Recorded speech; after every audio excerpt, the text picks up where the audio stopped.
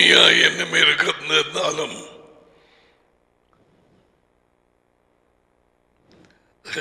என்னென்று சொல்றது, அவரது கரத்தினூடாக நரிமானம் செய்து முடித்த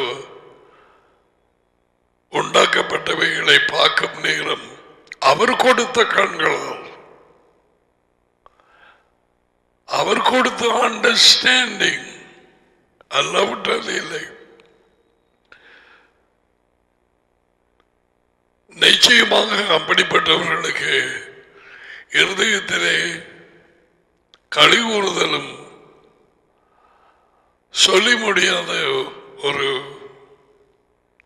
சந்தோஷம் தான் சொல்லலாம். மகனையோ டேடியையோ காண முடியாது இந்த கண்களாலே. நவ்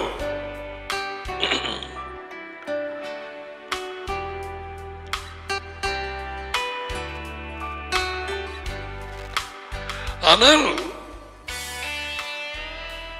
அவர்கள் விதையாகிய வார்த்தையினூடாக அவர்களது இருதயத்தின் உணர்ச்சிகளை தைரியமானும்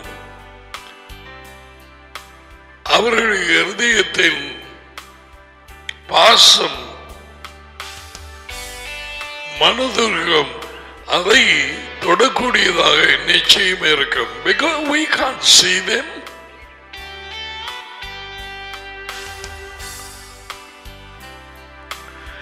நாத்தான் போய் சொன்னதும் உன் வம்சத்திலே ஒருவர் தோன்றி உன் சிங்காசனத்தை அவரை அமர்த்துவேன், அவரது அரசாங்கத்துக்கு என்றுக்கு முடிவு இருக்காது. அந்த வார்த்தையினாலே தொடுபட்டு அறைக்குள்ளே போய் நிச்சயமாய் நிறைவேறப் போகிற இந்த காரியத்தை பின்னாட்களிலே முன்கூட்டியே எனக்கு அறிவித்தேனே. நான் யார்?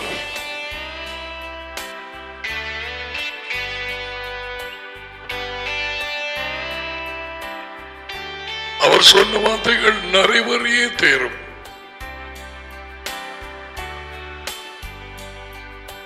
பிற்காலத்திலே எவ்வளவு காலத்துக்கு பிறகு நடக்க இருக்கும் காரியத்தை உமது வேலைக்காரனாகி எனக்கு அறிவித்தீரே. You know what that is? Understanding.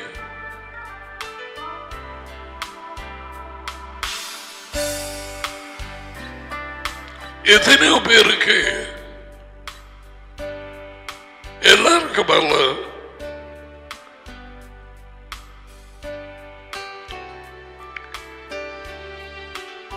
மரத்தை சிந்தித்து விதையை உண்டு பண்ணி பழங்களை யோசித்து பழங்களுக்குள்ளே அதே மரத்தின் விதையை போட்டு முதலாவதாக அதை செய்தவர் நிச்சயமாக முக்கிய காரணத்தோடு தான் செய்திருக்கிறார். பூமிக்கு விதை தேவை.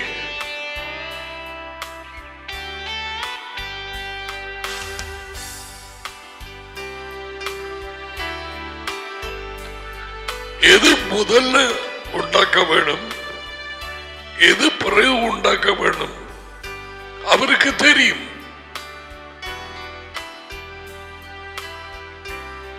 பறவைகள், மிருகங்கள், ஊரு பிராணிகள்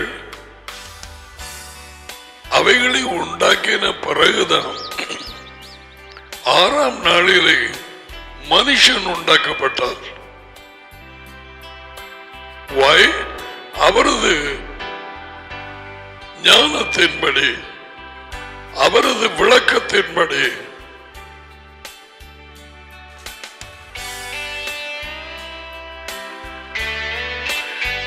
கொஞ்சம்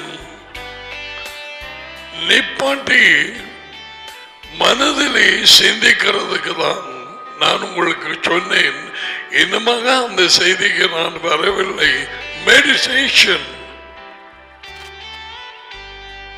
is so important. தியானம் உட்கார்ந்திருந்து சிலர் நடந்தவைகளை பற்றி யோசிப்பார்கள், சிலர் நடக்க போகிறதை பற்றி நடக்காம இருந்தும் அதை யோசிப்பார்கள். அதுக்கு பேர் தியானம். யோசித்துக் கொண்டே இருப்பார்கள். அநேகமானவர்கள் நடந்து முடிந்தது சிந்தனைகளிலே அந்த காரியத்தை மனதிலே ஊற பண்ணுவார்கள். நீ எப்படி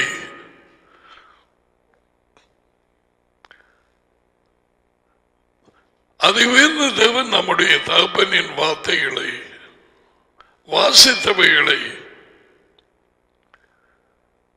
அதை மறுபடியும் மறுபடியும் வாசித்து மறுபடியும் வாசித்து மறுபடியும் வாசித்து அவற்றை சில வார்த்தைகளை எழுதி அல்லது வாசித்த பகுதியை உன் கைப்பட எழுதி அல்லது வேறு ஏதாவது துலக்கமான பென் ஹைலைட்டர்ஸ் வேண்டி எழுதி அதை உன் சுவரிலே அதை பார்க்கத்தக்கதாக அந்த சிந்தனையிலே பதியத்தக்கதாக இதைத்தானே சொன்னார். அந்த நேரம் இப்படி இப்படி புத்தகமாக கொடுக்க அச்சகங்கள் இல்லை, பிரஸ் இல்லை. என் வார்த்தை உங்கள் கண்களை விட்டு பிரியாது இருக்கட்டும். அவைகளை உன் நிலைகளிலே வீடுகளிலே எழுதி வையுங்கள். அதை மறக்க வேண்டாம். அவர் விதைகள் விஷயம் இருக்கு இல்லையா? அப்போது இருந்தவர்களுக்கு இப்பொழுது இருக்கும் தடைகள் இல்லை. செல்போனோ டிவியோ சினிமா படங்களோ இப்பொழுது இருக்கும் நாகரிகமோ இப்பொழுது எவ்வளவாக படிப்பு அறிவு பெருகி பல சிந்தனைகளை கவரும் காரியங்கள் பெருக இல்லாத நேரத்தில் எழுதி வைக்க சொன்னார். இப்ப இவ்வளவு தேவை யோசிச்சு பாருங்க பிள்ளைங்க. இப்ப எவ்வளவு காரியங்கள் எங்களை இழுக்க இந்த உலகத்தில் வேலை செய்து கொண்டு இருக்கிறது. எங்கள் நேரத்தை திருட, எங்கள் கவனத்தை இழுக்க தொல்லைகள் பெருகி போச்சு. கவலைகள், நிந்தனைகள், பிரிவுகள், மரணங்கள், கொள்ள நோய்கள், பூமியாட்சிகள், வெள்ளப்பெருக்குகள் பெருகி போச்சு. நாகரிகமும் மாறி கல்வியும் பெருகி அறிவும் பெருகி people have hardly any time. தரமான நேரத்தை தேவனுக்கு கொடுக்க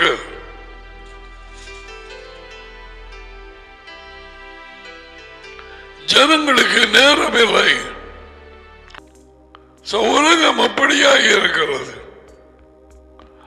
அறிவில்லாதவர்களாய், உணர்வு இல்லாதவர்களாய், மேஷா இல்லாதவர்களாய், தேவன் இல்லாதவர்களாய், நம்பிக்கை இழந்தவர்களாய், இதுதான் உலகம். அப்ப முதல்ல மனுஷனை உண்டாக்குறதுக்கு முதல்ல எல்லா இடமும் தண்ணீராக இருந்த கடல் முழுவதுமாக பூமியை மூடி இருக்க. Can you imagine? வட்டாந்தரை இல்லாமல் தண்ணீர் முழுவதும்.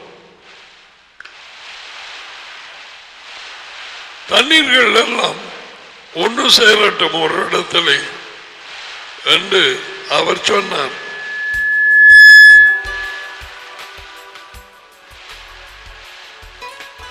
வானத்தின் கீழே இருக்கிற தண்ணீர் ஓரிடத்தில் சேரவும் வட்டாந்தரை காணப்படும் கடவுது என்று அது அப்படியே ஆயிடுச்சு.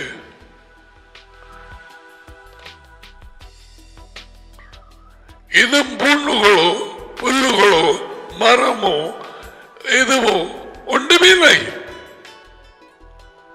First the land came. எல்லாம் அவருடைய இருதயத்தில் இருந்தது. 2 பேர் சேர்ந்து அதை நடப்பித்தார்கள். அதை உயர்ந்த தேவன் ஒருவர், அவருடைய வார்த்தை மெஷியா, அவரே அவருடைய வார்த்தை. சந்திரனோ அல்லது வீனஸ் மாஸ் எல்லாம் அப்படித்தான் இருக்கிறது. எந்த ஒரு உயிரும் இல்லை, எந்த ஒரு மரமும் இல்லை, புல் பூண்டுகளும் இல்லை. இது செவ்வாய். கடைசியா போற நேரத்தில் வலுவிலே அந்த கப்பல் எடுத்தது செவ்வாய் கிரகம். அவர் சுழிச்சிட்டு போட்டு விட இந்த ஜனம் they are lack of understanding.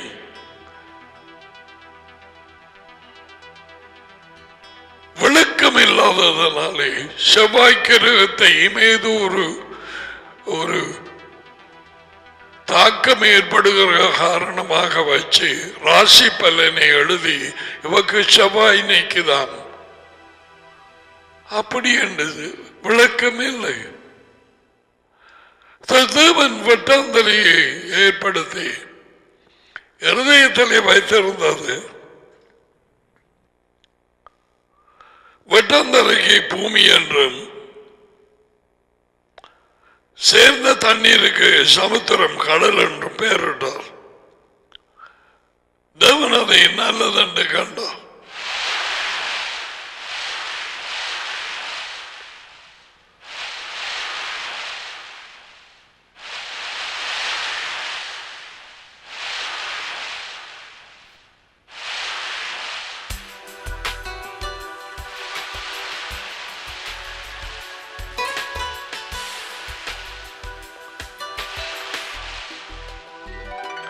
அப்பொழுது தேவன் பூமியானது புல்லையும், முதல் வந்தது புல்,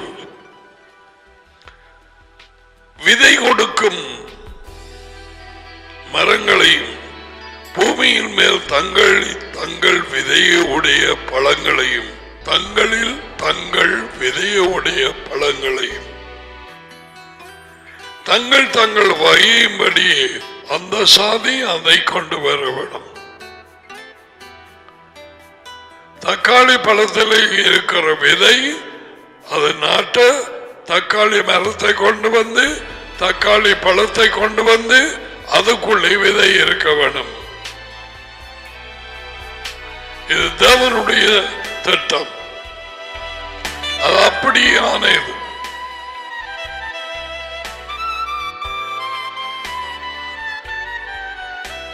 பூமியானது புல்லையும் தங்கள் சாதியின்படி விதையை பிறப்பிக்கும் பொருள்களையும் தங்கள் ஜாதியின்படி தங்களில் விதையை உடைய பழங்களையும் கொடுக்கும் மரங்களையும் ஒழிப்பித்தது. தேவன் அதை நல்லதென்று கண்டார். Now, I want to say this, focus on this. வெட்டாந்தரை வந்ததும் எதற்காக மரம், பழம், பழத்துக்குள்ளே விதை எதற்காக யோசித்தார்? அவர் சொன்னார் என்ன நினைவுகளால். Why did he think of the plans immediately? Don't you think? It's the operation of the kingdom. ராஜ்யத்தின் செயல் வேலை செய்யும் முறை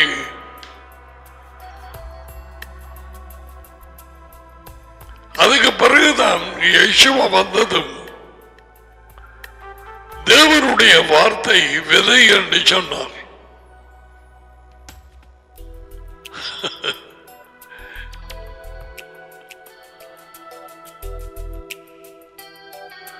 அந்த விதை தேவனோடு இருந்தது. அந்த விதை தேவனாய் இருந்தது. பூமிக்கு எது தேவை பாருங்க. அவருடைய பெயர் தேவனுடைய விதை. விதை மாமிசமாகியது. யோகனான் 1:14. விதை ஒரு நாள் முளைத்தது.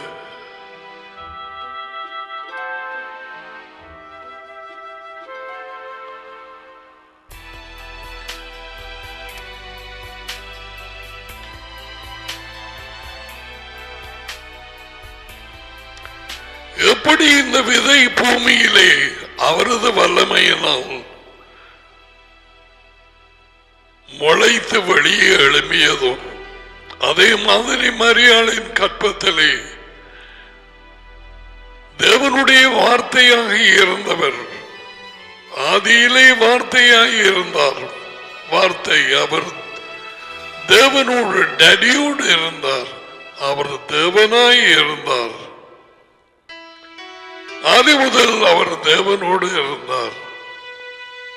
வார்த்தை விதை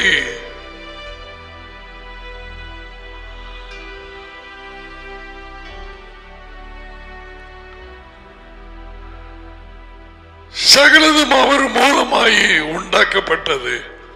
உண்டாக்கப்பட்டது எதுவுமே அவர் மூலமாய் இல்லாமல் உண்டாக்கப்படவில்லை. அவர் ஆதியிலே டேடியோடு இருந்தார். டேடியையும் மகனையும் டேடியையும் வார்த்தையையும் பிரிக்க முடியாது. No, never, not once.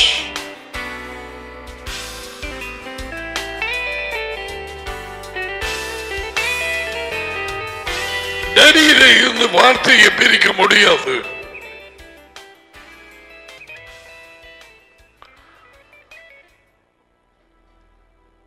வார்த்தையாய் இருந்தவர் கற்பத்திலே நாட்டப்பட்ட மனுஷனானார். டேடி வைத்திருந்த ஒரு விதை அவரோடு சேர்ந்துதான் சகலத்தையும் உண்டாக்கினார்.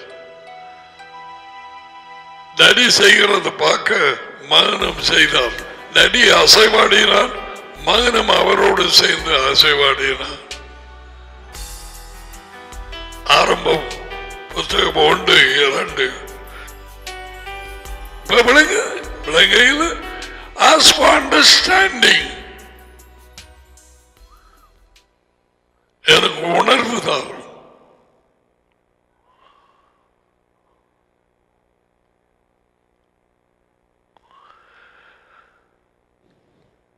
தமக்கு இருந்த ஒரு விதையை விதைத்தார்.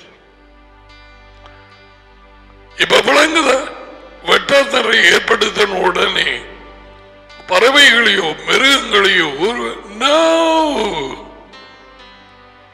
சூரியன் சந்திரன்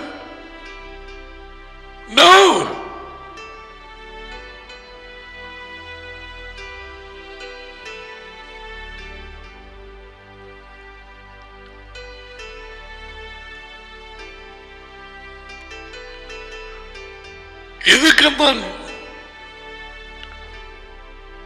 தியானம் என்கிற காரியம் மிக மிக முக்கியம். daddy and son, especially our teacher, to teach me about how to meditate. எப்படி தியானம் பண்ணுவது? இந்த மக்கள் ஆலோசனை நடவாமல், பாவிகளின் வழியிலே நெல்லாமல், பரியாசக்காரர் உட்காரும் இடத்திலே உட்காராமல், அவருடைய வார்த்தையில், அவர் கொடுக்கும் விதையில்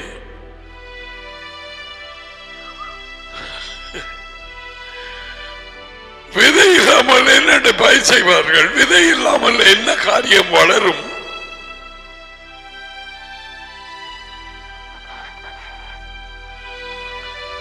அவரது விதையில் பிரியமாக இருந்து இரவும் பகலும்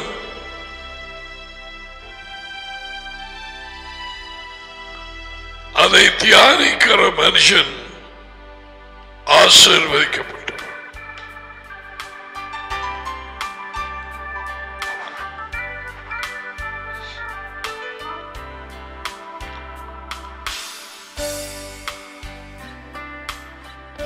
அவருக்குள்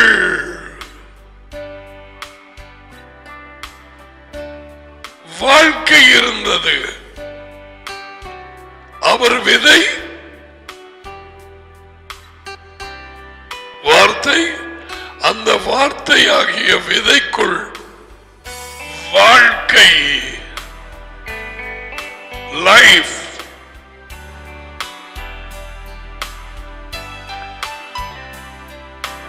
அவர் சிரிச்சத விதைகள், பழங்களுக்குள்ளே போட்ட விதைகள், அதுக்குள்ளே உயிர் இல்லாமல் அந்த சாதியை கொண்டு வராது. அது விதைக்கப்பட வேண்டும்.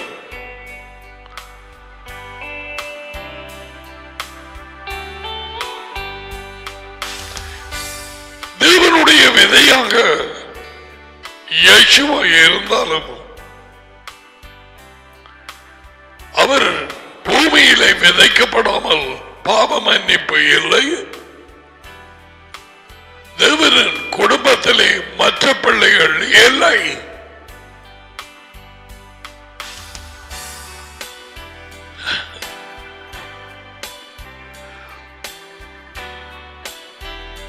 அவருக்கு இருந்த ஒரே ஒரு விதையாகிய, இப்பொழுது நாங்கள் சொல்லுகிற யெகோவா தி மெஷியா, அவர் விதைக்கப்படாமல் வளர்ந்து மரமாகி பழங்களை கொண்டு வந்து அநேக பழங்களை கொடுக்கிற மாதிரி மரம் தேவனுக்கு குடும்பத்திலே அநேக பிள்ளைகள் இன்றைக்கு இருந்திருக்க மாட்டார்கள். உயிர்த்தெழுதலின் மூலம் அநேக பிள்ளைகளுக்கு அவர் முதற்பேரானவர், the firstborn from the dead, மரித்தோரில் இருந்து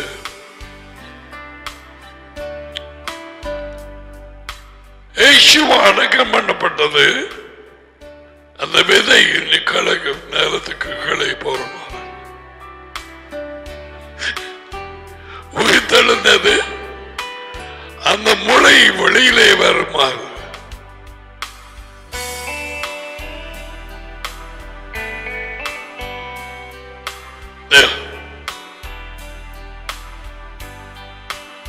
அதே விதையின் உயிர் வாழ்க்கை. இதைத்தான் யெகோவா சொன்னார்.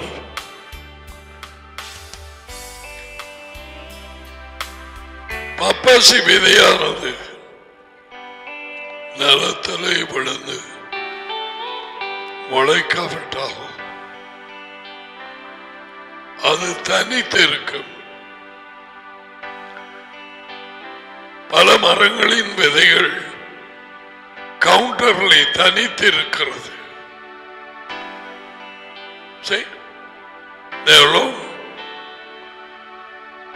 நிலத்தில் விழுந்து முளையாவிட்டால் அது தனித்திருக்கும். எத்தனை லட்சம் லட்சம் லட்சம் கணக்கான கிறிஸ்தவர்கள் இப்படி இருக்கிறார்கள். இது ஷெல்ஃபில் இருக்குது. இவர்கள் வந்து வாங்கலை இருந்து போட்டு கதிரையில் அல்லது கீழே இருந்து போட்டு போவார்கள்.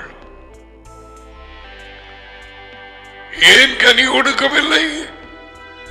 ஏன் வாழ்க்கை ஆசீர்வாதமாக இல்லை? விழுந்து சாகவில்லை. இந்த வாழ்க்கை அதை வெறுக்கவில்லை. விளங்குகிறதா? இந்த வாழ்க்கையை நீ பிடித்துக் கொண்டே இருக்க மறைக்கும். அந்த கவுண்டர்ல இருக்கிற பேக்கெட்ஸ்ல இருக்கிற விதைகளை போல நீ இருப்பாய். ஒவ்வொரு வித்தியாசமான படம் போட்ட அந்த பேக்கெட் ஒவ்வொரு வித்தியாசமான சபை பெயர்கள் என்று எடுத்துக்கொள்.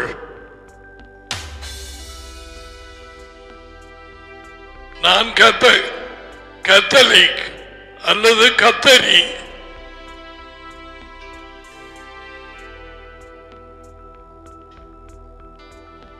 அப்படி ஒவ்வொன்றா சொல்லிக் கொண்டு போவோம். பிரயோஜனம் இல்லை.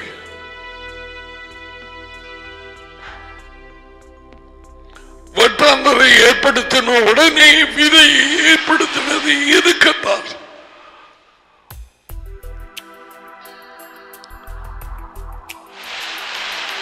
அந்த மரத்தின் விதை அந்த கனிக்குள்ளாக இருக்கும் பழத்துக்குள்ளாக விதை தேவனுடைய வார்த்தைக்கு ஒப்பாக இருக்கிறது என்று ஏறக்குறைய 4000 வருஷங்களுக்கு பிறகு வந்த யோசுவா அந்த 4 வித்தியாசமான நிலங்கள் இருதயங்களை குறித்து சொல்லும் பொழுது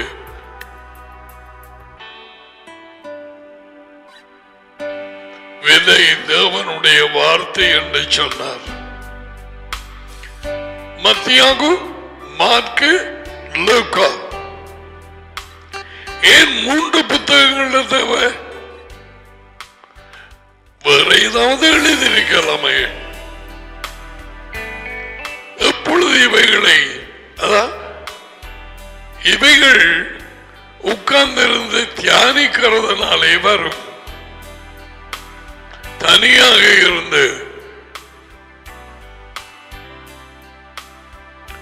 ஒரு குடும்பத்தின் மனைவி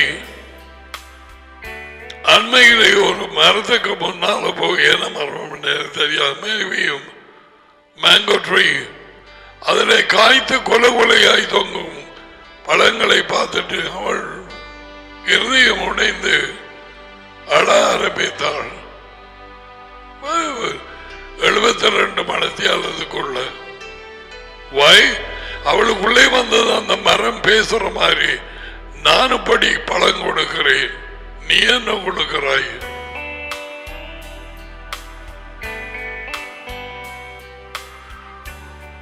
உண்மையா இல்லையா?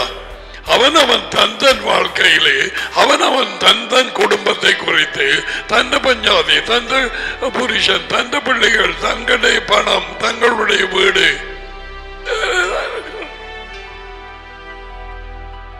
அதுக்குதான் இயேசுவை சொன்னார். அவரை பிடிக்கிறதுக்கு பார்க்க ஆக்கள் வந்த உடனே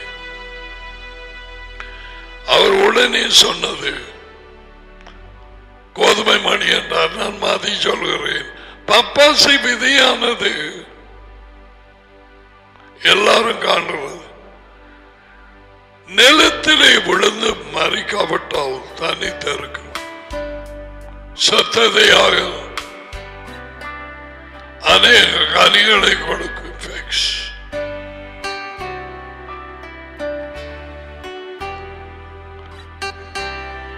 அந்த மரத்தை காட்டும். இவைகள் ஒவ்வொரு மரத்திலும் கொலை கொலையா தூங்கும். இந்த பப்பாசி காய்கள் அவைகள் பிறகு பழுக்க ஆரம்பிக்கும். இவைகளுக்குள்ளே விதைகள் தோன்ற ஆரம்பித்திருக்கும். அவருடைய ஞானத்தினால் இந்த மரங்கள் ஒவ்வொரு மரமும் ஒரு விதையிலே வந்தது, 2 அல்ல, ஒரு விதை.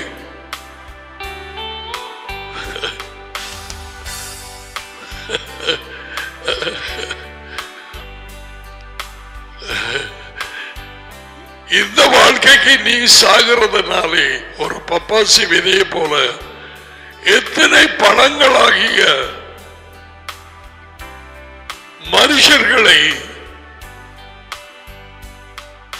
ஐஷுவாவை ருசிக்க நீ கொண்டு வர போகிறாய்.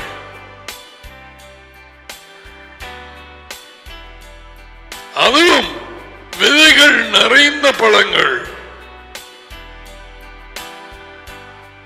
இவர்கள் உன்னை ராஜ்யத்திலே சந்திக்கும் நேரம் நீங்கள் எனக்கு கூறிய வார்த்தை, அதனாலே நான் பிடிபட்டேன். அந்த விதை எனக்குள்ளாக போனது. அண்டையில இருந்து இந்த விதையை காத்துக் கொள்ளுங்கள், இவற்றை விளக்குங்கள், இப்படி செய்யுங்கள். தண்ணீர் ஊற்றுவதென்றால் என்ன? அந்த முளைத்தெழும்பும் மரமாகிய ஐஷுவாவின் வாழ்க்கையை பாதுகாக்கிறது என்ன என்று சொன்னது எல்லாமே என் இருதயத்தில் இப்படியாக உன்னை அங்கீகார ராஜ்யத்தின் வாழ்க்கையில் ஐஷுவா வந்த நேரம் சொல்லுவார்கள், உனக்கு நிறைய சிநேகிதர்கள் அங்கே உண்டாகி இருக்கும்.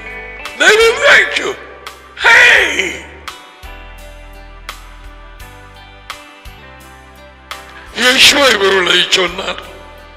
அப்படி பொய்யார் அவைகள் பொய்யுண்டால் விதையும் இல்லை, மரமும் இல்லை, பழமும் இல்லை, ஒன்றும் இல்லை, இனப்பக்கரம் இல்லை, மிருகங்கள் இல்லை. சரிதானே? அவைகளும் விதையிலானே ஆரம்பிக்கிறது. மனுஷனுடைய வாழ்க்கையே விதையிலே தானே ஆரம்பிக்கிறது.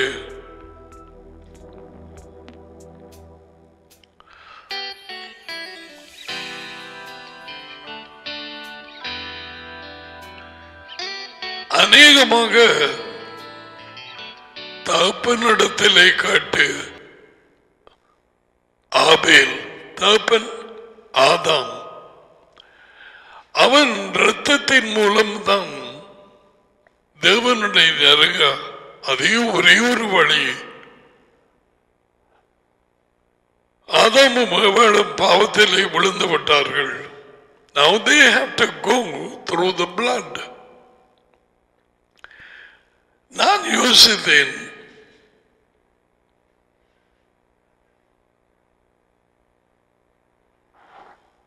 காயின் விதையை நாட்டித்தானே மரங்களை கொண்டு வந்தான்.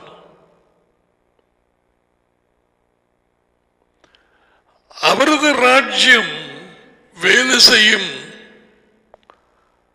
அந்த காரியத்தை நம்பித்தானே அதை விதைத்து பல மரக்கறிகளை அவன் கொண்டு வந்தான். அப்படி இருக்க தம்மண்டை நெருங்குவதற்கு இதோடு நெருங்க முடியாது, இரத்தத்தின் மூலம் நெருங்க வேண்டும் என்கிற உண்மையை தள்ளிவிட்டான்.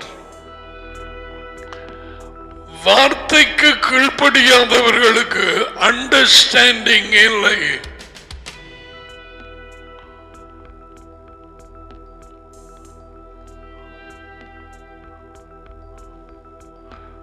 பாடல் 119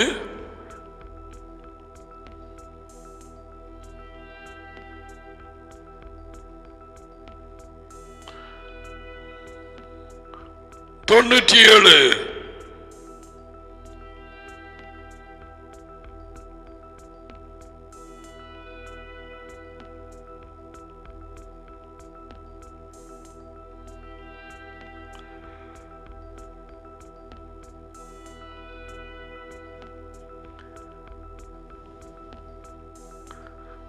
No, that's not the one.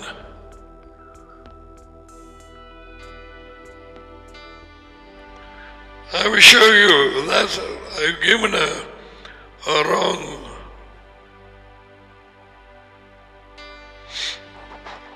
Can't be green.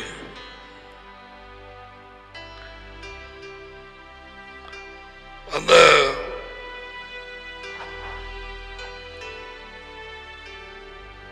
வாக்கியம் அப்படியாய் கூறுகிறது.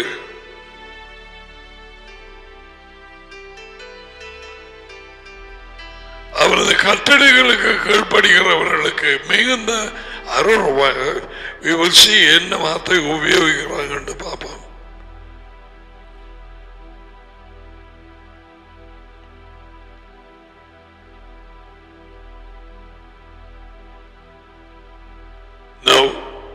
இதல்ல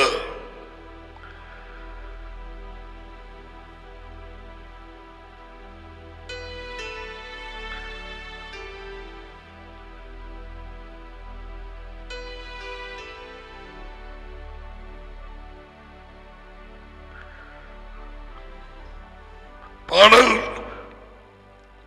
32:9 மனுஷர்கள் எப்படி இருக்கிறாங்க தெரியுமா? மெஷியா இல்லாதாக்கள், தேவன் இல்லாதாக்கள், அனைவரும் கிறிஸ்தவர்கள் என்று சொல்லுறார்கள். எப்படி இருக்கிறாங்க தெரியுமா? அவிஷம் வார்த்தையில இருந்து பாடல் 32:9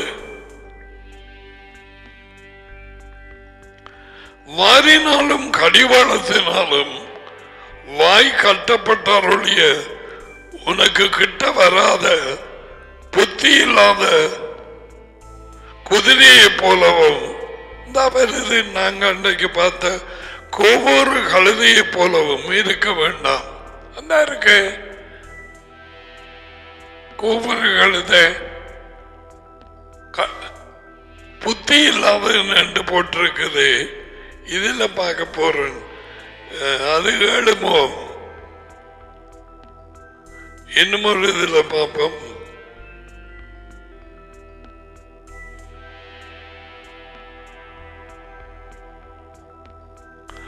நூற்றி பார்த்தோம். எத்தனையாவது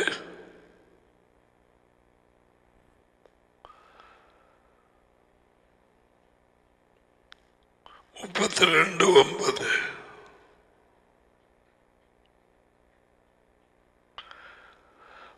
வாரினாலும் கடிவாளத்தினாலும் வாய் கட்டப்படுறவளைய உன் அருகில் செய்யாத புத்தி இல்லாத குதிரையை போல கோவர்களது இதுவும் செய்யும்.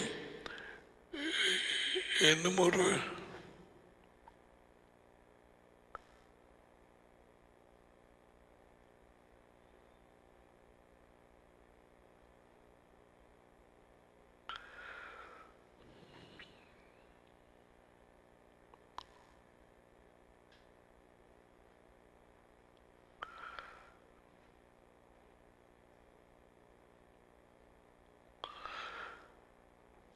எனவே குதிரை அல்லது கழுதையை போல மூடனாகாதே.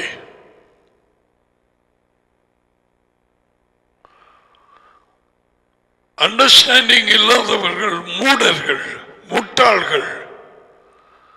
உலகத்துக்கு தேவனுடைய புத்தி, அறிவு, அண்டர்ஸ்டாண்டிங் இல்லை. அதனாலே தான் விதை விதைக்கப்படும் இடங்களிலே தேவனுடைய வார்த்தை உள்ளே இருந்த பிசாசு கோபப்பட்டு அந்த வெளிச்சத்தை எடுத்துக்கொள்ள முடியாமல் தும்மறி அடிச்சு கோபத்திலே பிள்ளைகளை கொண்டு போய் அங்கும் இங்குமாக கிணத்துக்குள்ளே பாய பண்ணி கோபத்திலே கண்ணாடியை உடைத்து கைகளை வெட்டி அப்படியாகி போன உடனே படித்த மேதைகள், doctors, surgeons, physicians, whatever, the nurses, என்ன இது என்று கேட்ட அந்த பிள்ளை சொல்லுது, எனக்குள்ள இருந்த இந்த பறச்சி, இந்த காவன் நான் இந்த மாதிரி செய்ய போட்டு they will think immediately of mental ward. ஏன் இதை சொன்னேன் தெரியுமா? They are without understanding. மூடர்கள், தேவனுடைய வெளிச்சம் இல்லாதவர்கள். கழுதையை போல, குதிரையை போல, ஒவ்வொரு கழுதையை போல முட்டாளாக இருக்காதே.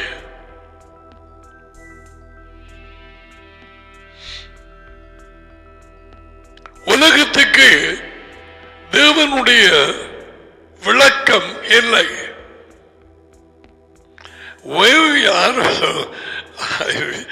When I will teach about understanding, it's a superb topic. You must have understanding.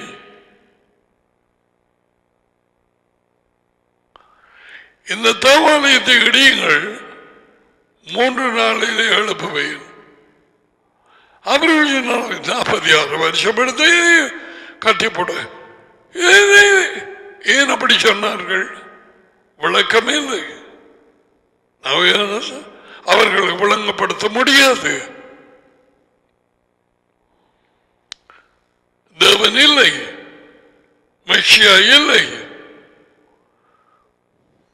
நம்பிக்கை இல்லை, வாக்குத்தத்தம் இல்லை, காணியாட்சி இல்லை, ஒன்றுமே இல்லை. How can you know? They will not understand.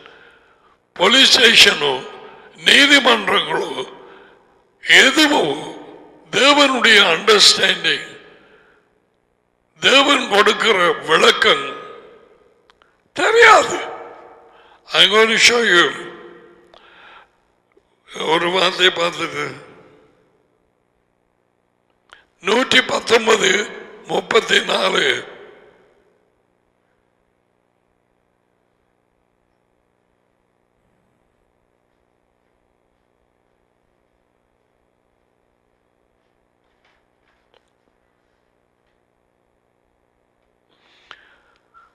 நான் புரிந்து கொள்ள உதவும்,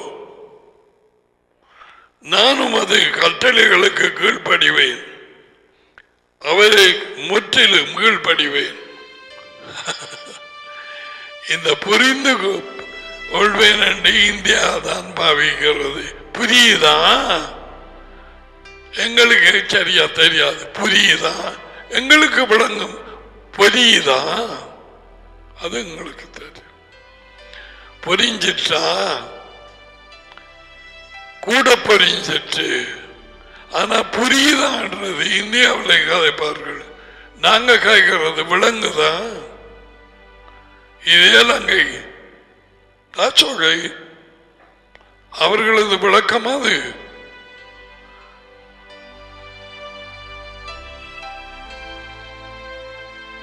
Give me understanding that I may observe your law. எனக்கு உணர்வை தரும். அப்பொழுதும் அது கட்டளைகளை பற்றி கொண்டு என் முழு இருதயத்தோடும் அதற்கு கீழ்ப்படிவேன். இதுதான் சரியான மொழிபெயர்ப்பு. கட்டளைகளுக்கு கீழ்ப்படியாத வெள்ளக்காரனுக்கு எவனோ பிரிட்டனோ அமெரிக்கா கனடா விளக்கம் இல்லை.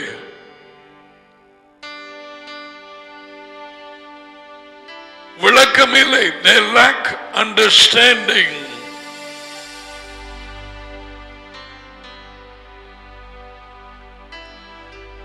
We will leave that அவடத்தில்.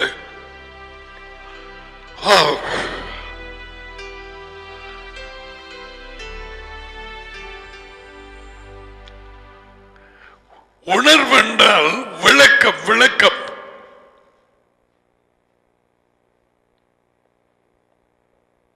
தரமான ஒரு உதாரணம் சொன்னேன். தேவனுடைய விளக்கம் பெற்றவர்கள் தான் அலக்களிக்கிறதும் தும்ரி அடிக்கிற ஒரு படியனோ பட்டையோ போய் மேலே இருந்து குதிக்கிறதோ கிளாஸ் எடுத்து கையை வெட்டுறதோ அவர்களுக்கு தெரியும். மற்றார்கள் அதை பார்க்க என்று சொல்லுவார்கள். அதுக்கு கோபத்தை அப்படி செய்து போட்டது. ஆனால் ஹாஸ்பிட்டல்ல இருக்கிறார்கள் டாக்டர்ஸ் நர்சஸ். இந்த விளக்கம் இல்லாமல் யூ கேனாட் டெல் தேம். போலீஸ்காரன் நத்திங் டூயிங். சபத்தோட காய்ச்சலாம், அவங்களோட காய்க்கலாது. நீதிமன்றங்களும் அதே மாதிரி Why? They lack understanding of Elohim. That's why David is praying, give me understanding that I will keep your law.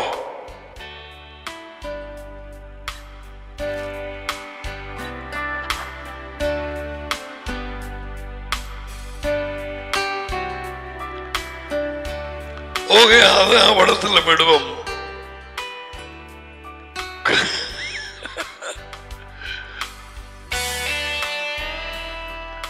Understanding பெருக பெருக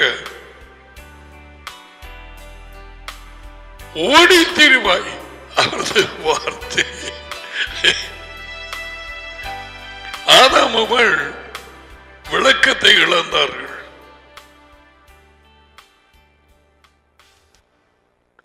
காயினுக்கு அண்டர்ஸ்டாண்டிங் இருக்கவில்லை. Oh, Daddy, I can't live with it. I go, it looks like. அதான் அவன் மரகறியை கொண்டு போனவன். விதைச்சா அறுவடை வருது என்று தெரியும். பூ வந்து மரம் இல்லாட்டி என்னண்டா அதை கொண்டு வந்து வீட்டை கொண்டு வந்து கொடுத்து சாப்பிடுவான். அதையும் கொண்டு போனான். ஆனா அவனுக்கு விளக்கம் இல்லாததினாலே இரத்தத்தின் மூலம் அவருடைய சேரவில்லை. Do you understand? You can hear me, but you need understanding.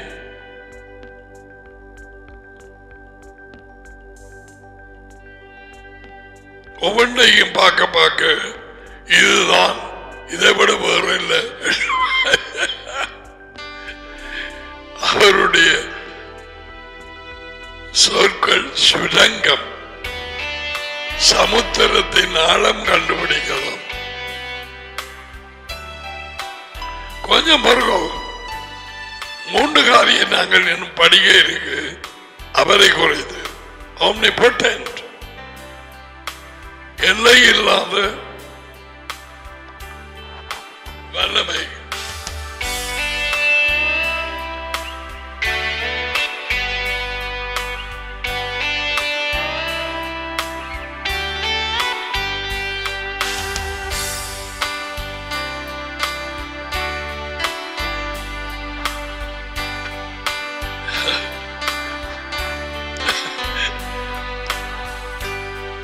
Understanding இருக்கிறவர்கள் இதை பார்த்தா சரி.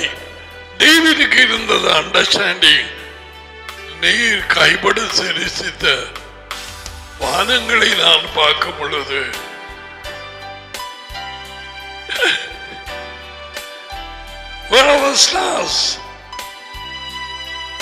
கேலக்சிஸ் மனுஷனை நினைக்கிறதுக்கும் அவனை நாள்தோறும் விசாரிக்கிறதுக்கு அவனை மாத்திரம் இதுல மகத்துவத்தை பார்க்கும் நேரம் அவனை மாத்திரம். What is man?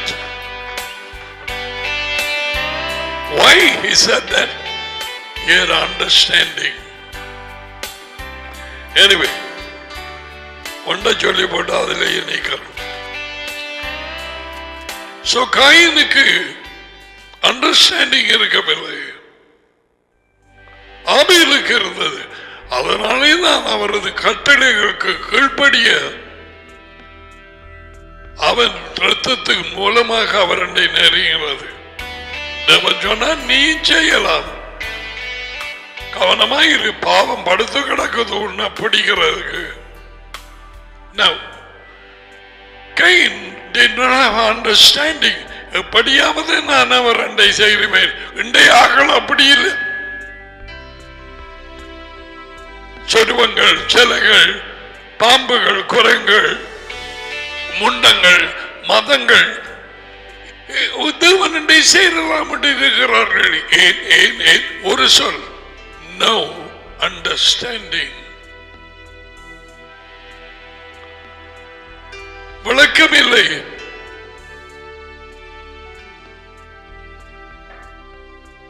அல்லது நீ வெளிச்சம் இல்லை என்று சொல்லு, அல்லது குருடு என்று சொல்லு, எல்லாம் சேர்ந்தான்.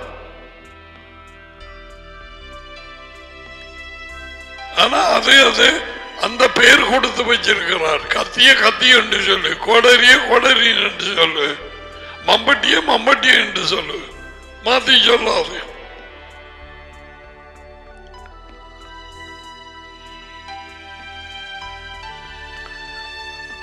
அந்த விதை தான் முதலை காட்டி கொடுத்தார்.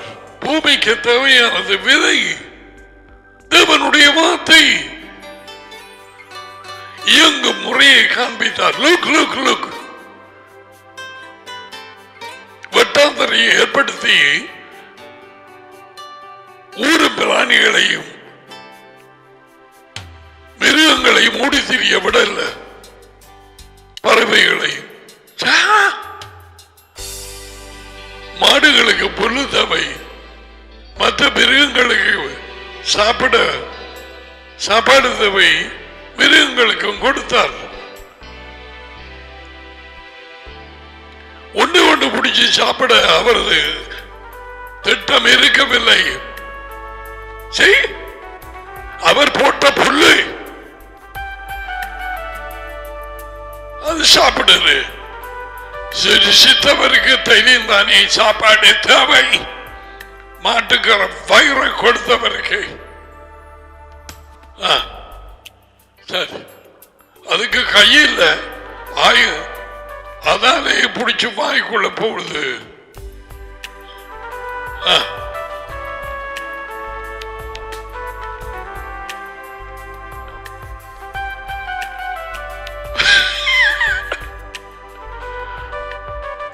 இந்த தாயான பக்கத்தில் நினைக்கிறது காட்டி கொடுத்ததா? குளைய எடுத்து தும்பி கையால வாய்க்குள்ள போடுறது.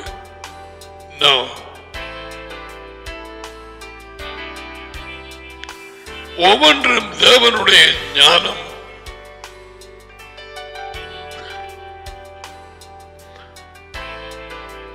ஆரம்பத்தில் இப்படித்தான் எல்லாம் சாப்பிட்டது. பாவத்தில் விழுந்ததுக்கு பிறகுதான் மனுஷன் சில மிருகங்களுக்குள்ள பிசாசனுடைய சுவாபம் இறங்கி ஒன்று பிடிச்சு சாப்பிட வந்தது. மனுஷனின் பாவத்தின் விளைவு.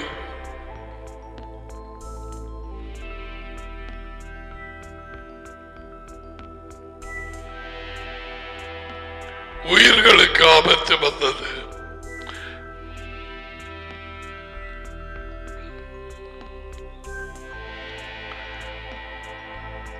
இந்த அடிப்படையாக முதலாவதாக அவர் செய்தது, உன் இருதயத்துக்குள்ளாக போகட்டும். வெட்டாந்தரையை ஏற்படுத்தி அவர் அந்த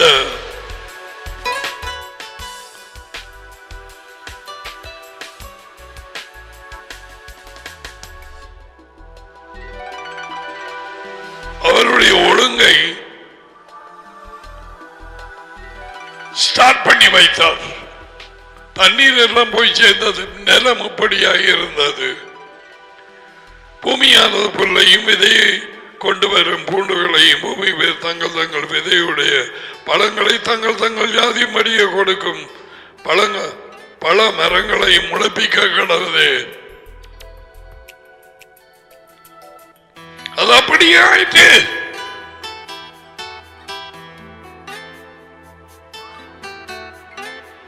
நிலம் மனுஷனின் இருதயம்.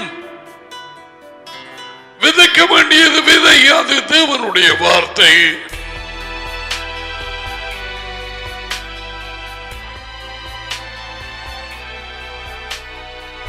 விதை இல்லாமல் வாழ்க்கை இல்லை.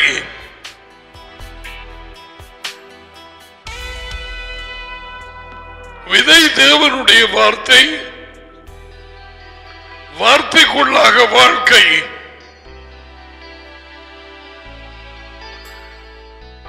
அவருடைய விதையாகிய வார்த்தையை உன் இருதயத்திலே போட்டு நாட்டி அதை கண்காணித்து நீ பாதுகாத்து அது வளரும்படிக்கு அவரோடு ஒத்துழைக்கவில்லையோ அது வளராது. செய்தார். ஆனால் விதை, அதாவது பூசணிக்காய் மாதிரி அன்றைக்கு நான் காண்பித்தது வீட்டு பக்கத்திலே விழுந்து அது வளரும். அதில் நிபந்தனைகள் நிறைவேறினால் அவன் இரவிலே தூங்கி பகலிலே எழுந்திருக்கிறான். விதைச்சு போட்டு பக்கத்திலே குந்தி இருக்கவில்லை.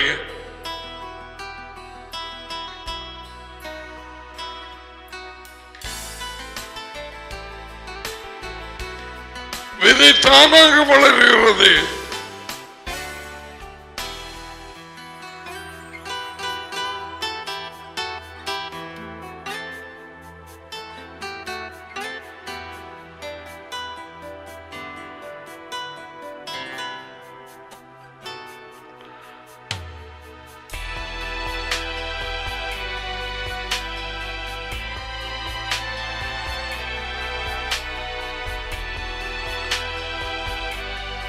ஒரு மனுஷன் நிலத்திலே விதையை விதைத்து இரவில் தூங்கி பகலில் விழித்திருக்க அவனுக்கு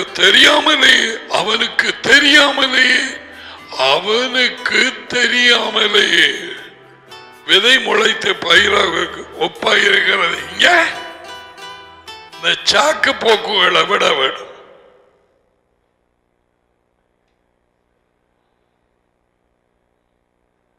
விதை முளைக்கவில்லை, நிலம் சரியில்லை, இருதயம் முளைத்து செத்தது. ஏனென்றால் நிலம் அந்த நிலத்தை ஒப்பான வந்து இருதயம் மற்ற காரியங்களை எழுப்புன்னு போகிறான்.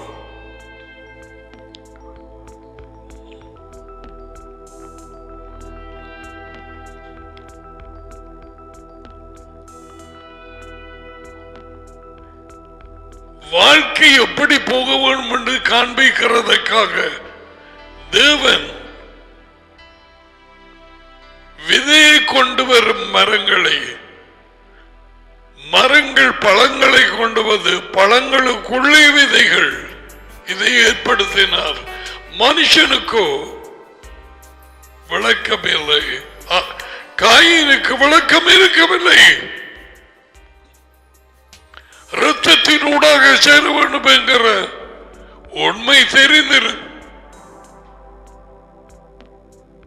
இருந்து மரக்கறி மூலமாக சேர்ந்தான்.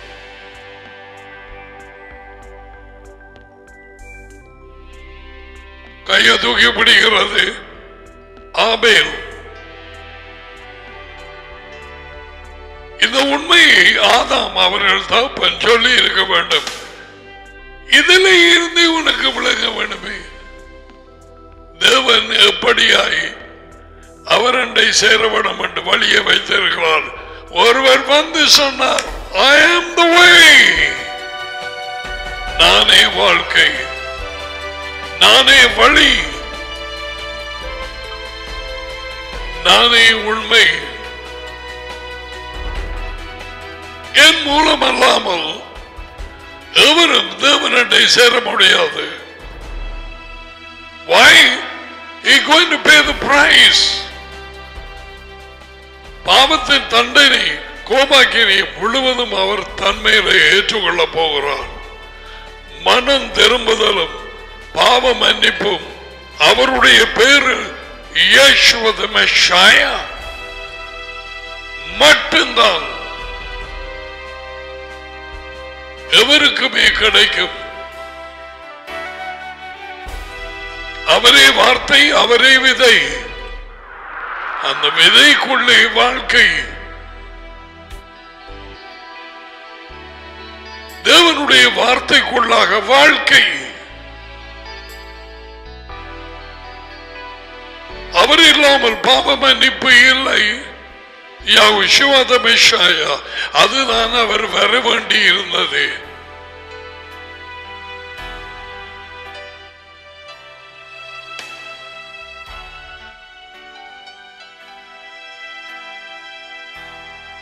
பழைய உடன்படிக்கையில் இருந்தவர்கள்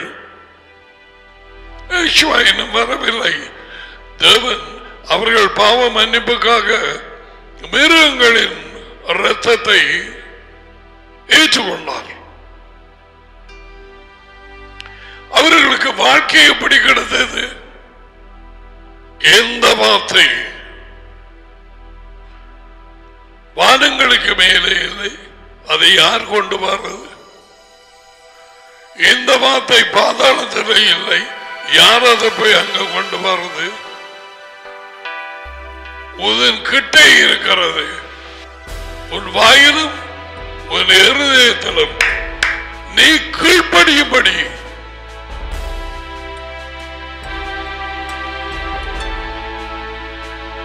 வாழ்ந்ததில் இதை யார் கொண்டு வர்றது? நாங்கள் அதுக்கு கீழ்ப்படியும்படி. பாதாளத்தில் இருந்து யார் கொண்டு வர்றது அந்த வார்த்தையை? நாங்கள் அதுக்கு கீழ்ப்படியும்படி. இந்த வார்த்தை உன் வாயிலை, உன் கிட்டை, உன் இருதயத்திலே நீ கீழ்ப்படியும்படி.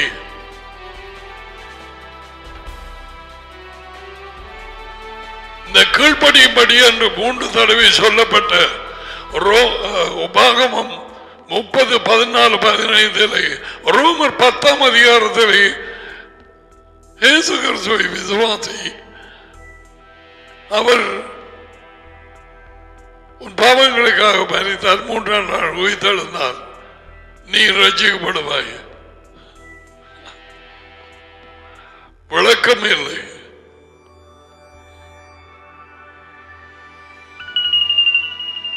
ஒரு ராபாய் சொன்னான், எதற்காக 3 தடவை கீழ்ப்படியும்படி கீழ்ப்படியும்படி கீழ்ப்படியும்படி என்ற அந்த சொல்லை உபாகமத்தில் இருந்த 30ஆம் அதிகாரம் 14, 15 அதை கோட் பண்ணி இங்க எழுதும் பொழுது ராபாய் ஷவுல் ஏன் அதை ஒமிட் பண்ணார்? வாய் அதை தவிர்த்து கொண்டார். இன்றைக்கு சனம் கீழ்ப்படியாமல் வெறும் கிருபையிலே தங்கி இருந்து கிருபை கொடுத்தது அவர் பிரசன்னத்தினாலே வரும் வல்லமைதான் கிருபை. அது கொடுத்ததே நாங்கள் கீழ்ப்படிய.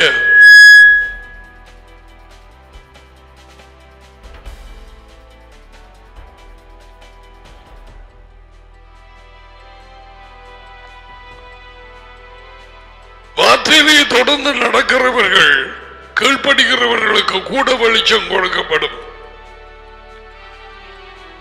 ஏற்கனவே கொடுத்த வெளிச்சத்துக்கு கீழ்ப்படிந்தார்கள். எவ்வளவு உண்மை!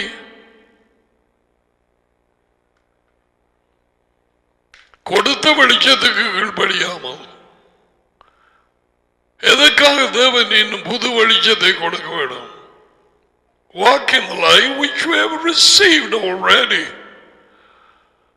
நீ எழுந்து குயவன் கடைக்கு போ, அங்க நான் பேசுவேன். எரேமியாவுக்கு சொன்னார். எரேமியா செய்ய வேண்டியது எழும்பி குசமண்ட கடைக்கு, சட்டி செய்கிற கடைக்கு போக வேண்டும். அதுக்கு கீழ்ப்படியாம பிறகு என்னத்துக்கு? கொடுக்கப்பட்ட கட்டளைகளுக்கு கீழ்ப்படியாமல் நான் எங்க ஜீவிக்கிறது? ஒளியூர் போகலாமா போகக்கூடாதா? என்ற பொம்பளை பிள்ளைக்கு மாப்பிள்ளை யார் சொல்லுவார?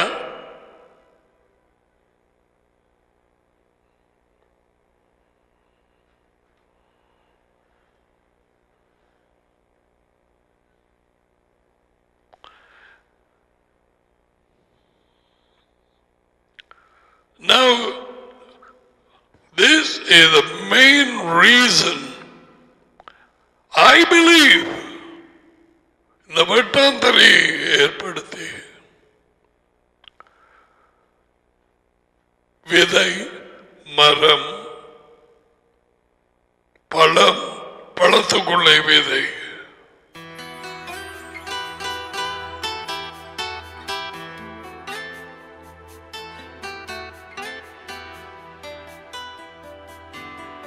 மனுஷனுடைய இருதயம் நிலம் மாதிரி என்று மனுஷனாய் பிறந்த பொழுது யெகோவா சொல்ல தொடங்கினார். எப்படி வித்தியாசமான நிலங்கள் அது போல மனுஷரின் இதயங்கள் இருக்கிறது. வார்த்தை அவரது விதை, விதையாகிய வார்த்தை விதைக்கப்பட வேண்டும். எல்லாவற்றால் ஒன்றுமே இல்லை. Nothing. சும்மா போதையரையும் சர்ச்சையும் புழுகக்கூடாது. Don't be a புழுகுவடி. புழுகிறவன் யெகோவாவை அறிந்திருக்கிறேன் என்பதை குறித்து புழுகட்டேன். எரேமியா 9:24.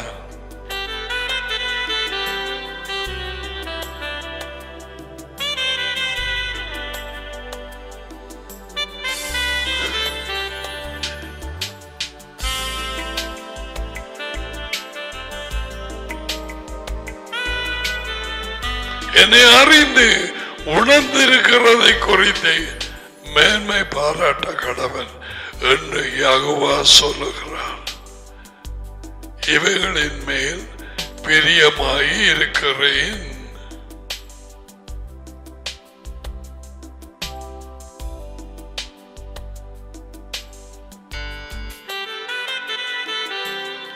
யெகோவா சொல்லுகிறார். யெகோவா யெகோவா அவரது பெயர்.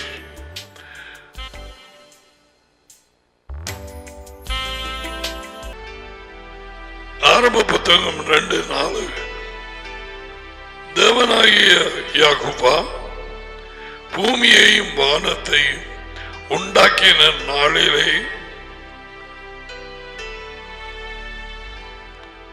வானமும் பூமியும் சிருஷ்டிக்கப்பட்ட வரலாறு இவைகளை நிலத்திலே சகலவித செடிகளும் பூமியின் மேல் இன்னும் உண்டாகவில்லை.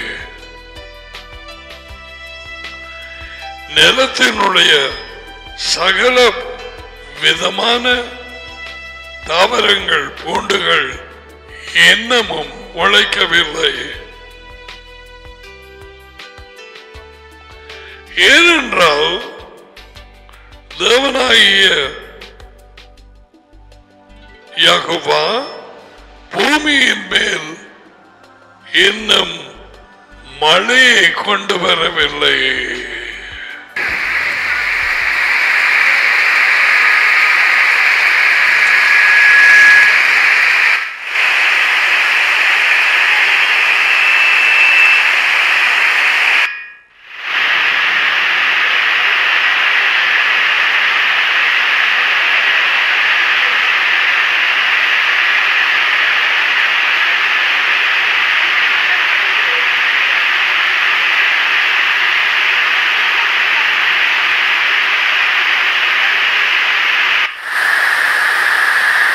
அவர் உண்டு பண்ணின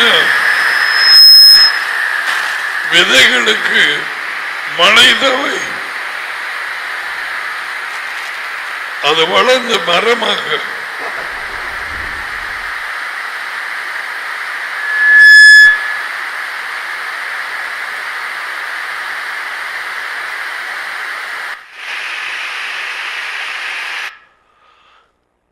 நிலத்தை பண்படுத்த இன்னும் மனுஷனும் இருந்ததில்லை.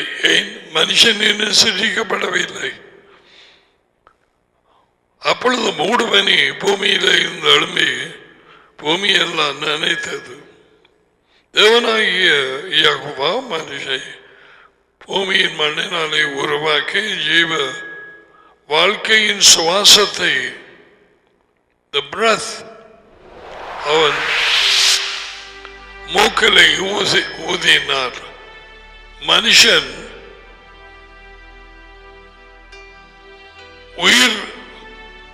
உயிர் பெற்ற மனுஷனானான்.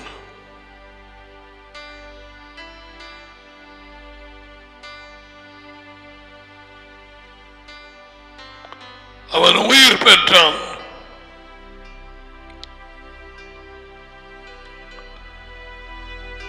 Now as we go to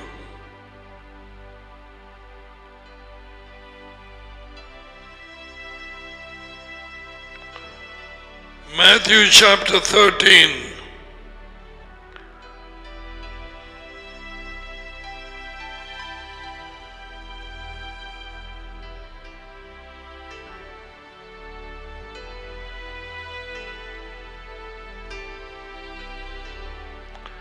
இதிலே முதலாவது உவமையாக நிலங்களை பற்றிய உவமை. அதை மாற்றப்படிக்க சொன்னேன்.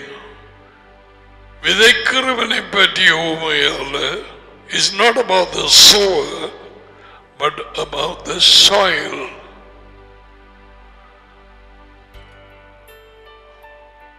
விதை விழுந்து விழுகிற நிலத்தை குறித்த உவமை. We have to change our focus.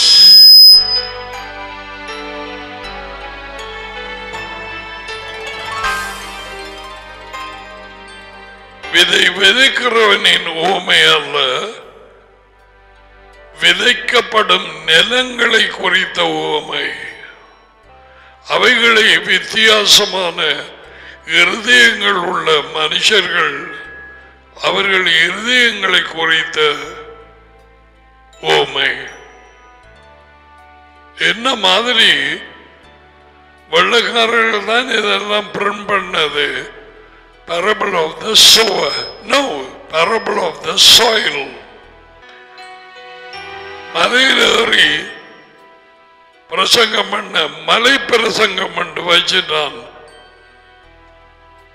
5ஆம் அதிகாரம் தொடக்கம் 7ஆம் அதிகாரம் முடியும் வரை என்ன பிரசங்கம்? மலையிலே ராஜ்யம்.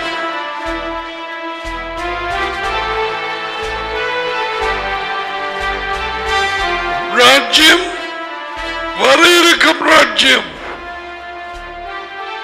இப்பொழுது பிசாசுக்கு விரோதமாக அதிகாரம் செலுத்தும் ராஜ்யம். அவரது பிள்ளைகளுக்கு கூடாக, அவரது ஸ்தானாதிபதிகளுக்கு கூடாக, எல்லாரும் கூடாக. Two kingdoms are opposing. ரெண்டு தெரியாத ராஜ்யங்கள் ஒன்றோடு மோதுகிறது. தற்காலிகமான பிசாசின் ராஜ்யம், நிரந்தரமாய் நிலைநாட்டப்படும் தேவனுடைய ராஜ்யம். யெகோவாவின் தலைமையின் கீழ் முதல் 1000 வருஷங்களும் எருசலேமிலே.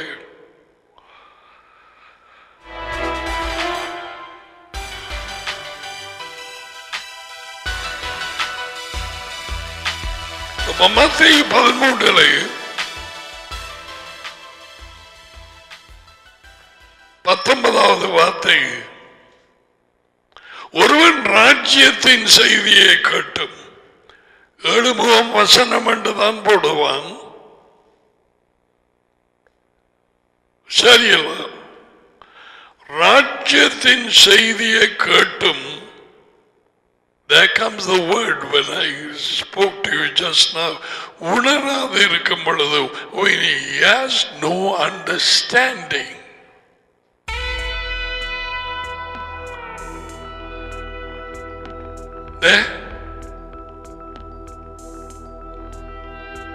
விளங்குதுன்னா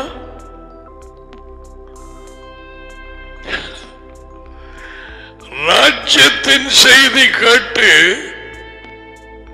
தேவனுடைய கிருபையினாலே அண்டர்ஸ்டாண்டிங் தேவை.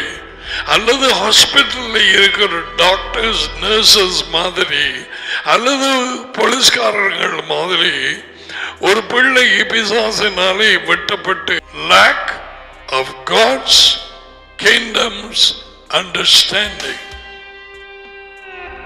Simple. தேவனுடைய ராஜ்யத்தை குறித்து விளக்கம் இல்லை. தேவனுடைய அண்டர்ஸ்டாண்டிங் இல்லை. இப்படி எத்தனையோ பேர் சபை கூடுதலில் வந்து இருந்துபட்டு போவார்கள்.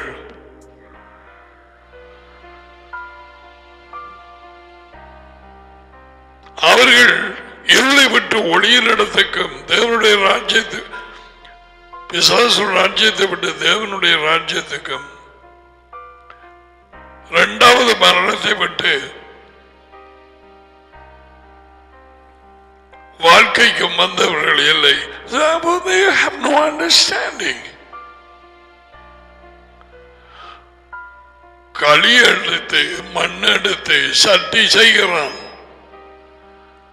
அதுல கறியை போட்டு சமைக்கிறான். அதே களிமண்ணால ஒரு சுருவத்தை செய்கிறான். அதே களிமண் அதுக்கு முன்பாக விழுந்து வணங்கி நீ என் தேவன் தெய்வம் என்று சொல்லுகிறான். அது மனுஷனாயிருக்கலாம், மிருகமாயிருக்கலாம். என்ன இல்லை அண்டர்ஸ்டாண்டிங்.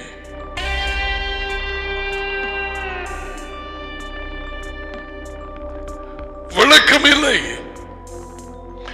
விளங்கப்படுத்தி பாருங்க. ஐயோ சொல்றது கேளுங்க.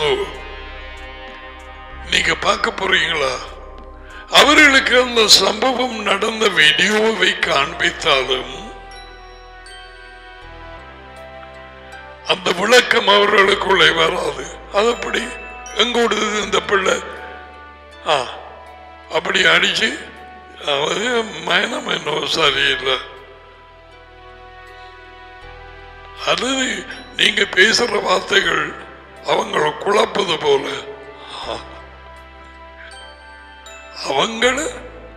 அவங்களுக்குள்ள இருக்கிற ஆக்களை அதறிய விளக்கம் தேவை. இந்த அறிவு அண்டர்ஸ்டாண்டிங் விளங்கப்படுத்த முடியாது. தேவன் கொடுத்த வழிய ஆதாமும் எவ்வளவு கீழ்ப்படியாமையினாலே தேவனுடைய அண்டர்ஸ்டாண்டிங்கை இழந்தார்கள்.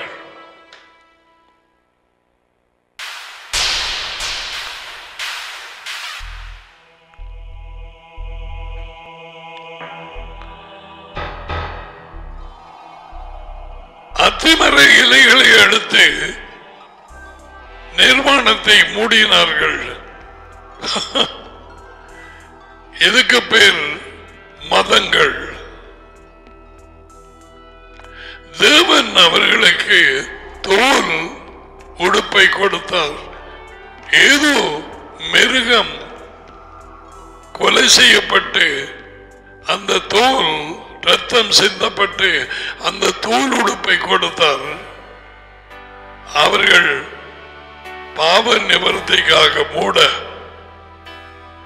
அதில் இருந்து ஆடம் அறிந்திருப்பான், ரத்தத்தினூடாகத்தான் நான் அவரை சேர வேணும். சோ பிறந்த பிள்ளைகளுக்கு ஆபேல் காயின் அவர்களுக்கு சொல்லி இருப்பான். ஒருவன் கேட்டான், மற்றவன் கேட்கவில்லை.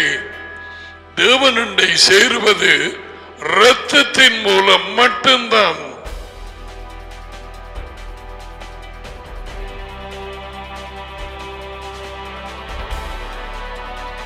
அவரது இரத்தத்தின் மூலம் பாவ மன்னிப்பு நமக்கு உண்டாயிருக்கிறது. மனம் திரும்புதலும் பாவ மன்னிப்பும்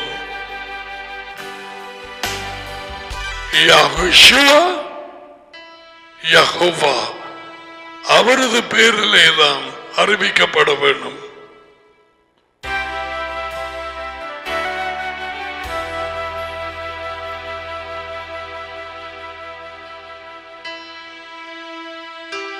ஆதாம் அவள் வெளியே வந்ததும்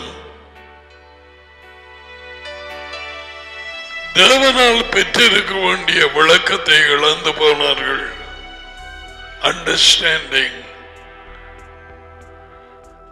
மனுஷர்கள் இன்றைக்கு இந்த விளக்கம் இல்லாமல் ஆறுகள் எல்லாமே சேர்ந்து கடலுக்குள்ளே போற மாதிரி எந்த மதமாக இருந்தாலும் அது கூட தேவனண்டை சேரலாம். No, there is no one world religion. There is no religion. God can never give religion to anyone. நம்மிடத்திலே மதத்தை கொடுக்கவில்லை, அவனிடத்திலே ஆளுகையை கொடுத்தார். மனுஷன் இழந்தது ஆளுகை, மனுஷன் இழந்தது ராஜ்யம். So Yeshua said, the kingdom is coming back to earth. மறுபடியுமாக பூமிக்கு வருகிறது தேவனுடைய ராஜ்யம். And God wanted that. அதனாலே தான் அப்படியாக ஜெபம் பண்ண கற்றுக் கொடுத்தார். உம்முடைய ராஜ்யம் வருவதாக. Where? On earth. பூமியிலே.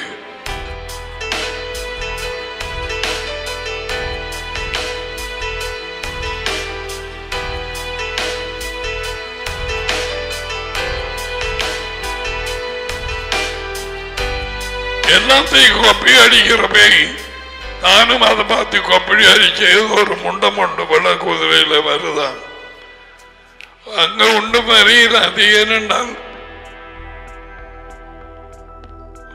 அந்த முண்டத்தையும் அந்த வெள்ள குதிரையையும் குதிரையோடு சேர்ந்து அடைக்கப்படும் ஒரு தூதன் வந்து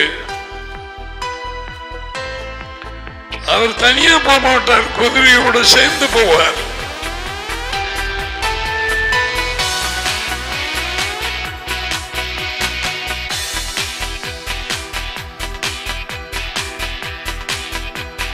ஒரு தூதன் அதை செய்து வைப்பான்.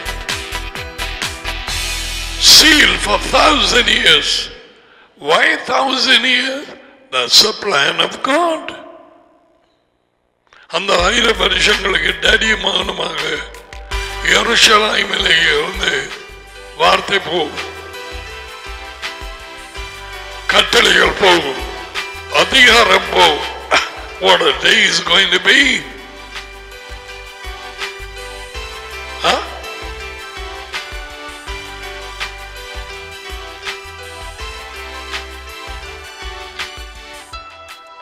ஒருவன் ராஜ்யத்தின் செய்தியை கேட்டு உணராது இருக்கும் பொழுது, விளங்காமல் இருக்கும் பொழுது, விளக்கம் இல்லாது இருக்கும் பொழுது, இதில் என்னவாம் இது?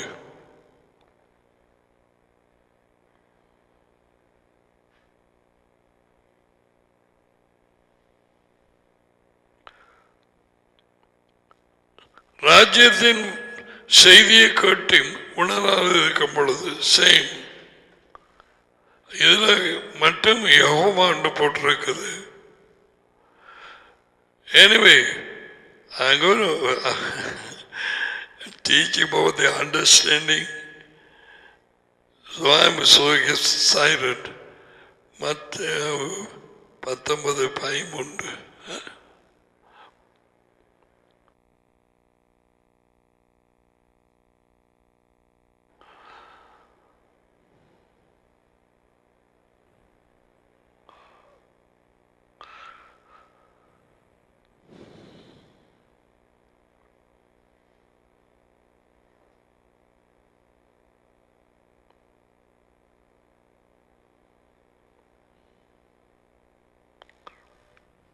சாலையின் ஓரம், சாலை ஓரம் விழுந்த விதை யாரை குறிக்கிறது?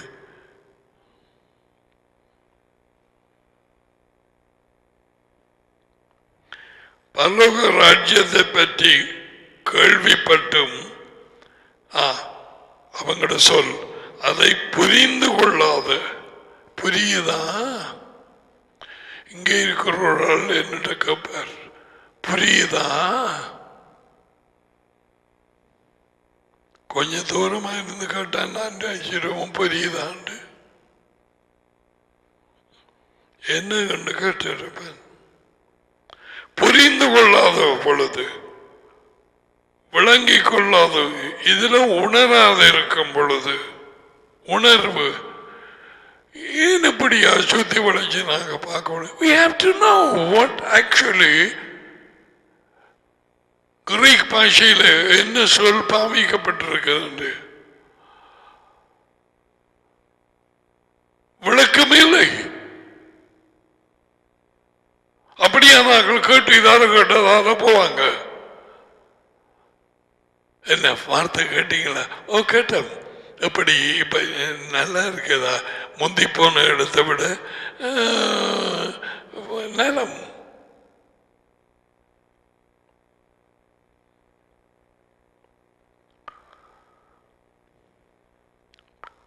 விளங்கிக் கொள்ளாது இருக்கும் பொழுது பிசாசு வந்து அவன் இருதயத்திலே விதைக்கப்பட்டதை எடுத்துக்கொண்டு போகிறான். அவனே வழி அருகே விதைக்கப்பட்டவன்.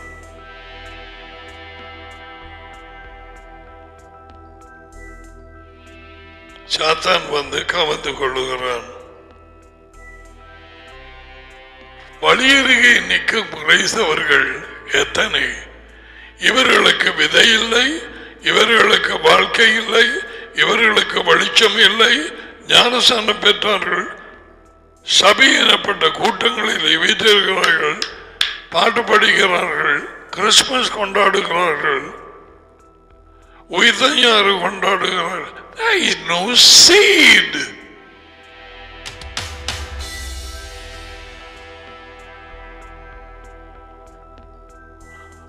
ரட்சிக்கப்பட்டியா? அப்படிப்பட்ட வாயால வரக்கூடாது. இந்த வார்த்தைகளை கேட்கிறார்களுக்கு நான் உங்களுக்கு சொல்லுகிறேன். இனிமேல் இந்த வார்த்தையின் இந்த செய்திகளின் விளக்கம் பெற்றவர்கள், வெளிச்சம் கிடைத்தவர்கள் யாராவது ரட்சிப்பு அது இது கேட்டா உங்களுக்கு சிரிப்பு வரும். ஏன்? அது பேயினுடைய சொல்.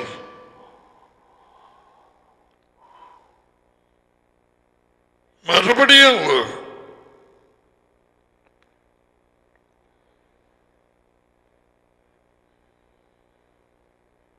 இந்த வழியோரத்தில் யார் நிற்கிறார்கள்? யார் இந்த மனுஷர்கள்? கற்பறையை போன்ற நிறமுள்ள மனுஷர்கள் யார்? கிறிஸ்தவர்கள். முதல் பிரிவும் கிறிஸ்தவர்கள். There is no life, there is no seed, they understand zero, nothing. அதுக்கு பிறகு பாருங்க, இப்படிப்பட்டவர்கள் நிறைய பேய்களோடு வந்து உட்கார்ந்திருப்பார்கள். கலைச்சு பாருங்க. தேவையில்லாத ரோட்ல போற நாயை செவியில பிடிச்சு இழுக்கிற மாதிரி, அல்லது ரோட்ல போற நாய்க்கு சொறி இருக்கிறது, நீ மருந்தை வேண்டி கொண்டு போய் அதன் முதுகுல பூசலாம் என்று நினைக்கிறாய். ஓடி போய் திரும்பி கடிக்கும். அதுதான் பல அடிகளை வேண்டினார்கள். இப்படிப்பட்டவர்களிடத்தில் பிசாசுகளை கலைக்கும் நேரம் கடித்தார்கள் நாய் மாதிரி. நிலம் காஞ்சோண்டி காடு எங்கேயும் ஞானசானம் பெற்றுட்டு திறமான காஞ்சவையா வந்தது. இப்போதுதான் இதெல்லாம் தெரிய வருது. அப்படியான ஆக்கள் கொள்ளுகிற பேய்களை துரத்தலாமா? ஒரு பஞ்சாபி ஒரு புருஷனை கொண்டு வந்தது. அவன் வந்து ஒரு ஆவிக்குரிய சபை என்ற சபையிலே மடக்கிழப்பில் இருந்தது. யாருன்னு நான் சொல்லவில்லை. எந்த கூட்டம் மட்டுமே எனக்கு சொல்ல மனதில்லை. அவனை கொண்டு வந்தோடனே அவனும் வந்து உட்கார்ந்து அவன் வார்த்தை இந்த வார்த்தை போய் அவனை சுத்திகரித்து அவன் விடுதலை அடைந்த வார்த்தையிலே விருப்பம் வந்து ஆர்வமாக இப்ப கிட்டடியில வந்து ஒரு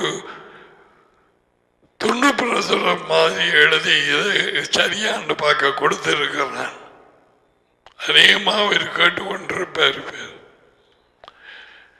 இப்ப இவனுக்குள்ள மரம் விதை விளந்து அது வளர்ந்து கொண்டு வந்து காய் பூகள் வர வெளிச்சம், மரம் வளர்றது வெளிச்சம் பெருகிறதுக்கு சமன்.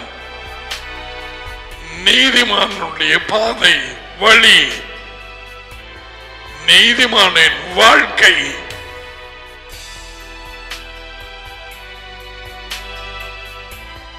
வழியாகிய கட்டளைகள், உண்மை, நியமங்கள், ஒழுங்குகள், போதனைகள் அவைகளுக்கு கீழ்ப்படிந்து நடக்கிறதா? அதுதான் வழி, அதுதான் பாதை. அவன் வெளிச்சம் பெருகி கொண்டு போகிறது. நீதிமொழிகள் 4:18. இப்ப இவன் வெளிச்சம் பெருக பஞ்சாதி கொஞ்சம் கொஞ்சமாய் புருஷன் கொஞ்சம் நல்லா வந்துட்டான். எனக்கு இப்போ ஒரு முள்ளு மூத்ததில்லை. தேங்க்யூ டாடி என்று முள்ள குறிச்சு சொல்லி கொடுக்கும்படி அதிகாலையிலே வந்து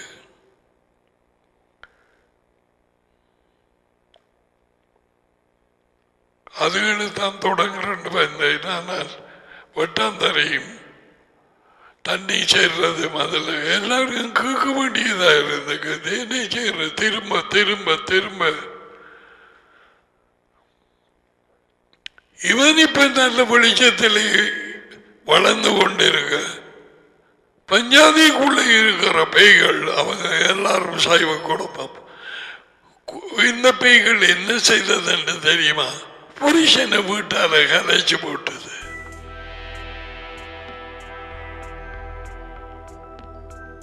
அவனுக்குள்ளே இருக்கிற வெளிச்சத்தை கலைக்க முடியாது. அவனையே கலைச்சப்பட்டது. இருளுக்கு மொழிக்கு மக்கியம் இல்லை.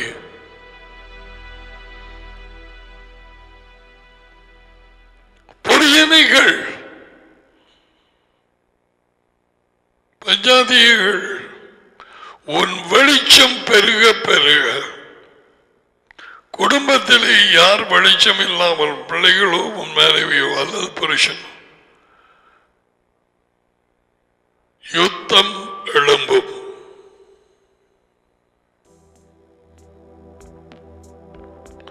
இதுக்குத்தான் அங்கால வருவோம். கற்பாறை முள்ளும். இந்த முள்ளு யார்? கற்பாறை எப்படி வந்தது?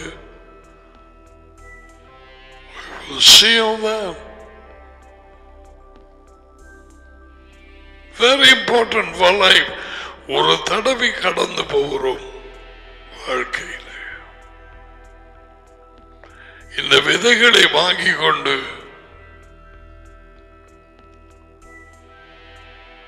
நன்றாக நிலமாகிய இருதயத்தை பண்படுத்தி விதைக்க வேண்டும்.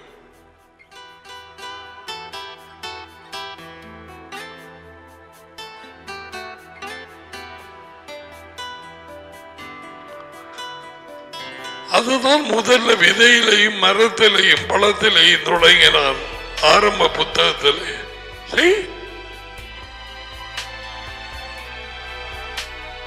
நிலத்தை பண்படுத்த மனுஷன் இன்னும் இருக்கவில்லை. அந்த 2வது அதிகாரத்திலே விதை முளைக்கவில்லை, மழை இன்னும் பெய்யவில்லை,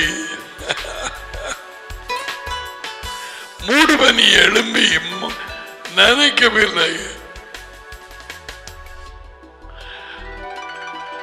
God's wisdom எதையும் தட்ட முடியாது. அவரது ஞானம்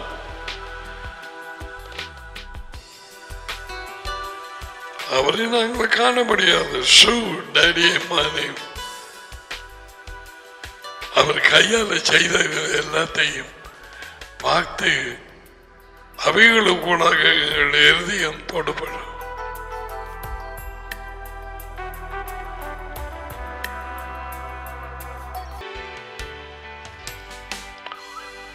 Receive the blessing, Yabreka Yehovah Vashbreka, Yair Yehovah Panubelia Kabeuneka, இசையாகுமா பணவில்லையாக சுமிக்க ஷலம் Jehovah உங்களை ஆசீர்வதித்து உங்களை காப்பாராக. யெகோவா உங்கள் மேல் தமது முகத்தை பிரகாசிக்க பண்ணி உங்களோடு கிருபையாய் இருப்பாராக. யெகோவா தமது முகத்தை உங்கள் பக்கமாய் திருப்பி உங்களுக்கு சமாதானம் கொடுப்பாராக. யெகோவாவின் பெயரில் இந்த ஆசீர்வாதங்கள் உங்கள் மேல் வந்து இறங்குவதாக. உங்கள் பிள்ளைகளை கலைத்து பிடிப்பதாக. ஆமென். ஆமென். So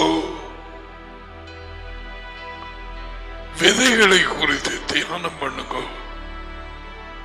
வாசிக்க ஒரு நேரம், நோட்ஸ் எடுத்து ஒரு நேரம், rest and think about it. That's very important.